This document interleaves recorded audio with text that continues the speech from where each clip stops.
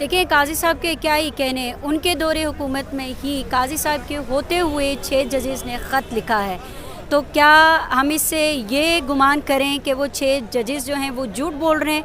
6 जजेस ने आज ख़ुद ख़त लिखा है, कोई XYZ मैं और आप बात नहीं कर रहे हैं। ये हमारे जस्टिस साहिबान हैं जो ख़त लिख रहे हैं काजी साहब को कि हमारे घरों पर रेड होती है, हमारे घरों के अंदर कैमरास लगे हुए हैं, वी आर इनसिक्योर, हमारी फैमिलीज़ इनसिक्योर हैं, मुदाखलत हो रही है। तो काजी फ़ाइज़ ईज़ा साहब को सबसे पहले तो इखलाकी तौर पर इस बेंच से जो है अलग हो जाना चाहिए, क्योंकि हमने और आपने और सब ने उनके जो माइंड सेट है वो हम सब ने देख लिया है कि वो मानने को तैयार ही नहीं है, वो एविडेंस देखने को भी तैयार नहीं है, वो अपने कोलीग्स जस्टिस साहिबान की बात मानने को क्या उन पे कान भी नहीं धर रहे हैं। तो मेरे ख्याल से काजी फ़ाइज़ ईसा साहब को इखलाकी तौर पर इस बेंच से अलग हो जाना चाहिए।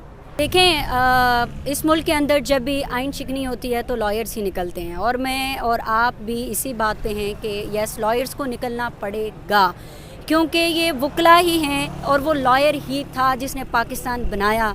और आगे भी इस पाकिस्तान को अगर आप पैटर्न पे लाना चाहते हैं तो तहरीक जो चलेगी वो इंशाअल्लाह वकला ही चलाएंगे। पाकिस्तान तहरीक इंसाफ के लॉयर्स, तमाम लॉयर्स को, तमाम मुल्क भर के तमाम वकला को मैं ये उनसे रिक्वेस्ट करूंगी कि अब वक्त नहीं अपनी अपनी जमात में रहने का, हमें एक होकर पाकिस्तान के लिए निकलना होगा।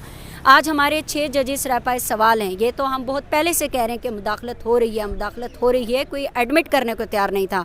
अब जब 6 जजेस ने ख़त लिख दिया है तो हमें चाहिए कि हम अपने जजेस के साथ खड़े हों, क्योंकि हम चाहते हैं कि ये करप्ट निज़ाम जो है वो अब मज़ीद ना चले, और हम किसी भी इदारे को उनकी डोमेन से बाहर निकलने के लिए नहीं कहेंगे और ना ही हम इस बात पे राज़ी हैं। देखिए खान साहब ने भी यही कहा था कि हर इदारे को अपनी डोमेन में रहना चाहिए। आज 6 जजेस रापाई सवाल हैं, हम अपने जजेस के साथ हैं और आप देखेंगे कि इनकलाब आएगा, इन्हीं दीवारों से, इन्हीं खिड़कियों से इनकलाब आएगा। अभी आप और मैं शारे दस्तूर पर खड़े हैं और हमारे सामने जो है वो हाई कोर्ट की बिल्डिंग है, इस्लामाबाद हाई कोर्ट की, और इन्हीं 6 जस्टिस साहिबान ने जो है ख़त लिखा है। हम उनके साथ खड़े हैं और हम उनको ये बावर कराना चाहते हैं कि आपने जो दिलेरी दिखाई है आप इस पर डटे रहें, अवाम आपके साथ होगी इंशाअल्लाह ताला। सैफर केस के हवाले से बात करते हैं, क्या लगता है आपको कब तक ये केस चलेगा और इस डिले की वजह क्या समझ आ रही है? देखें, डिले की वजह आपको पता ही है, फॉर्म 47 जाली डिक्टेटरशिप्स जो हमारे ऊपर लगाए गए हैं, जो मुसल्लत किए गए हैं फॉर्म 47 के ऊपर रिजेक्टेड लोग, उनकी वजह से डिले टैक्टिक्स हो रहे हैं। चूँकि गवर्नमेंट उनकी है, बेशक फैब्रिकेटेड है, फोर्ज गवर्नमेंट है, लेकिन गवर्नमेंट उनकी है, वो डिले टैक्टिक्स तो करेंगे।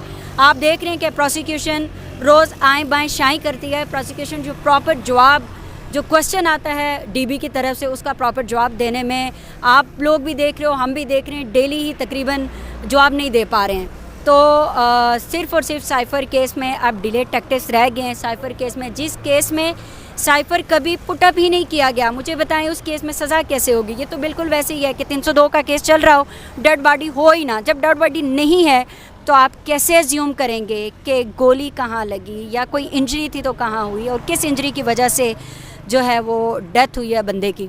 302 विदाउट आप कह सकते हैं डेड बॉडी के चला रहे हैं। साइफ़र केस भी साइफ़र के बगैर ही चल रहा है। इंशाअल्लाह खान साहब जल्द रिहा होंगे साइफ़र केस में।